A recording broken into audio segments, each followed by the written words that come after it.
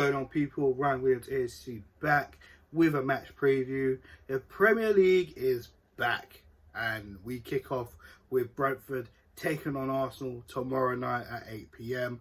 Guys, if you're new to the channel, please make sure you like, share and subscribe to the channel. Let me know your thoughts in the comment section, as well as your predicted scoreline and your predicted 11. So, title of this video is, of course, are we ready? Now, of course, we could talk about pre-season. I'd rather not. You know, to be honest with you, we all know the pre-season results. And like I said, let me know your thoughts in the comment section. Are we ready with that? As well as the transfer window. Right now, I mean, we bring in 3 players. Joe Willock looks like he's on his way out. Of course, right now, reports are saying the fee's been agreed. It's just personal details that needs to be sorted out right now. So, yeah, Willock's pretty much on his way out to Newcastle. Yeah, I mean, so many things we need to discuss. You know, the goalkeeper situation, Ramsdale, that situation broke down last night. A lot of us are kind of like, thank God, because we don't really think Aaron Ramsdale's good enough for what we need to do. Because let's face it, we know Leno kind of wants out also. And yeah, we're pretty much screwed in that role. We need another right back. We need to get rid of Bellerin.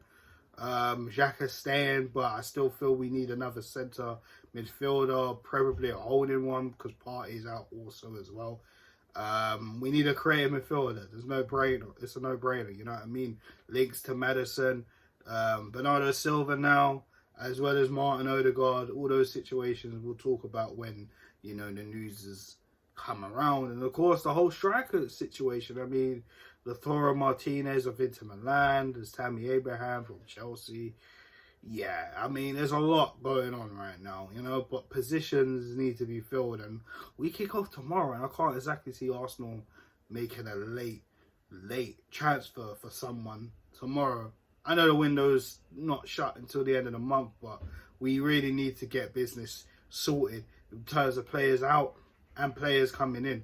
So that remains to be seen. So stay tuned on this channel. We'll talk about that more once we get updates and news is going around. So let's talk about tomorrow, of course. Brentford, of course, they want to prove something. You know, they're here in the Premier League, playoff winners. And yeah, you know, Ivan Toney was probably the hottest striker in the Championship last season with the amount of goals he scored. Now, can he do it in the Premier League? That is going to be the biggest question going throughout this season. Now, when you look at Arsenal, you know, Ben White, we just signed for £50 million, sorry. I mean, what's the defence going to be? Yes, last season we had, what was it, the 3rd best defensive record, but we still finished in 8th. No European football. So what is going to happen? You know what I'm saying? So that is going to be a mystery. So let me give you my starting 11, and you guys let me know if you agree with it or not down below in the comment section, and let me know yours if you disagree on what would you do system wise also. So in goal, of course, Bert Leno. There's no real shock surprises going to be there. No Rodison, hell no, or Arthur. I'm not really going to start either of them, of course. Why would I? I mean, they're not really good enough right now. I mean, Arthur, of course, he's young. He's still, I think personally, we need to sell him on loan if we can get another keeper in. But yeah, you know, it is what it is. So Leno in goal. I'm going to go with a 4-2-3-1. I think we should continue with that system at the precise moment.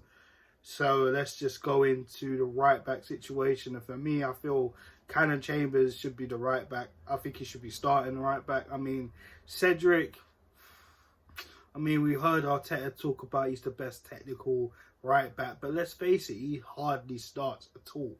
He came on in the last game against Tottenham for a few minutes. Didn't really do that much, let's be real. Callum Chambers had a good ending to the season in the games he came in. And pretty much was in front of Bellerin, who we need to shift. Yeah, so it makes sense. Chambers for me, alongside him, of course, are £50 million centre-back in Ben White. I want to see Ben White. I want to see what he can do. For me, he's there, right there next to him. Now, this will be an interesting one. Who goes next to him? So we know Gabriel is injured. There is Rob Holding. But arguably, we know with Mikel Arteta, he likes to have right centre back, left centre back, right foot, left foot. So more inclined to see Pablo Mari. He does read the game well, but my only issue with him, he's a bit slow.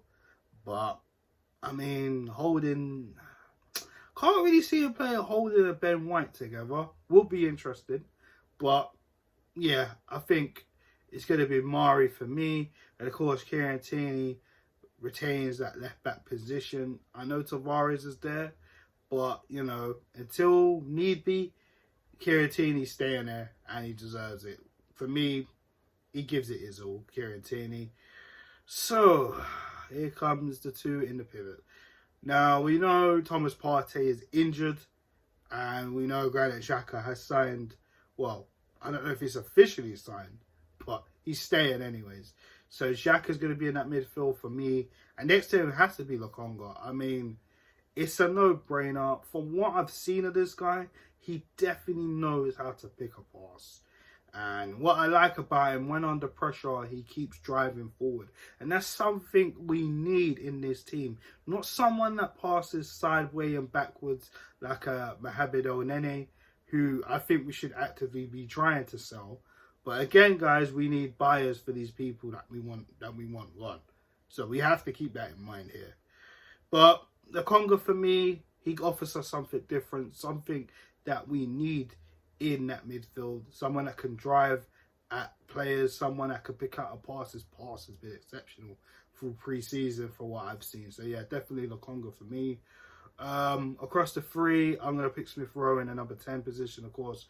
I mean, he is pretty much our only option. Of course, he was given the number 10 shirt once he signed his new deal. So, of course, this is going to be a big season for him. You know, number 10 shirt, taking on those responsibilities. So, let's see what happens with that. On the right-hand side, I'm going with Nicolas Pepe. I think it should be a big season for him. For the last 2 seasons at the back end, Pepe's really started to pick up a little bit of form. I felt he was unfairly pushed out of the team by the signing of Willian last season, and look what happened with that. Now Willian wants to leave, you know, but look at that wage packet. Who's going to pick Willian up for that? But anyways, Nicolas Pepe, I felt, you know, pre-season he's been all right. He's done okay, not amazing, but he's done all right. And I felt, you know, he definitely needs to get things in gear at this season, at the start especially, and I think he should be given the chance. No excuses. If you ask me, on the left-hand side, I would like to start Bukayo Saka. I mean, Saka's our star boy, man. You can't leave him out of the team. Of course, you know, he's had a few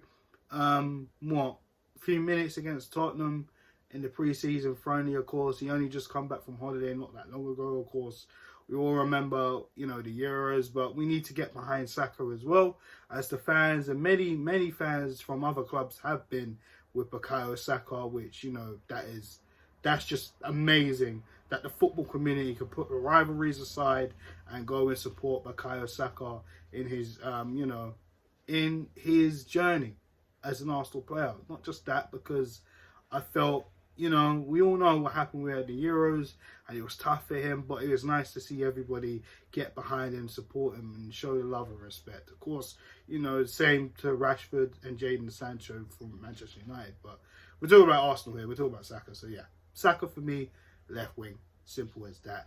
And up top, I'm going to give Aubameyang the chance. Now, I've been debating about this because he has not been able to do absolutely nothing. Even carrying on from last season, a bad form, but we need to get behind him. You know, I would start Lacazette, but for me, he's just been so frustrating to watch through pre-season. You know, there's times where he's got opportunities. He did score a goal throughout pre-season, but I don't know, man. Him dropping in deep frustrates the hell out of me, and yet Smith Rowe is number 10. So I'm not really feeling that. I'm gonna be real. So Aubameyang for me, yeah, man, this is your time to really step it up and, you know, leave all the cobwebs, and the bad form needs to start turning around. It's as simple as that. So I will go through the starting 11 one more time. You guys didn't catch that. So 4-2-3-1. Leno in goal. Chambers right back. Tierney left back. Two centre backs in Ben White and Pablo Mari. The two in the pivot, Lokonga, Granit Xhaka. The three just behind them in Pepe, Smith Rowe and Saka. And up top, Pierre-Emerick Aubameyang. Now the scoreline. Now this is where it is actually tough and interesting, because let's face it, like I said at the beginning of this video, Ivan Toney was on fire last season, you know, in the Championship. Now this is the Premier League. This is the big time. And to be honest with you, for me, he's the only player, no disrespect to any other Brentford players at all, but he's the one I'm worried about the most, you know. So it's going to be hard to neutralise him and the wingers as well. So we'll see. We'll see. But for me, I'm just going to go out on a limb. I'm going to put it on my chest because we really need to start off well. I'm going to go 2-1 Arsenal. I do think, you know, our defence is a little bit shaky. There's a lot of work that needs to be done, which is why I feel like we will concede. But, you know, Arsenal, they got a lot to prove, and like we always know with Arsenal, when their backs are against the wall, they can come out fighting. We've seen it so many times. But yeah, 2-1 to Arsenal. Now guys, that wraps up the video. I want to thank you all for watching, taking your time on this channel. Of course, if you're new, make sure you subscribe, hit that like button as well. And of course, the road to 150, we'll keep going. We're going to keep going with that. Of course, let me know your thoughts on this video and the match itself down below. But on that note, guys, have a good afternoon. And Arsenal, we need to really, really get things into gear. It's all down to Arteta and the players tomorrow. Layers.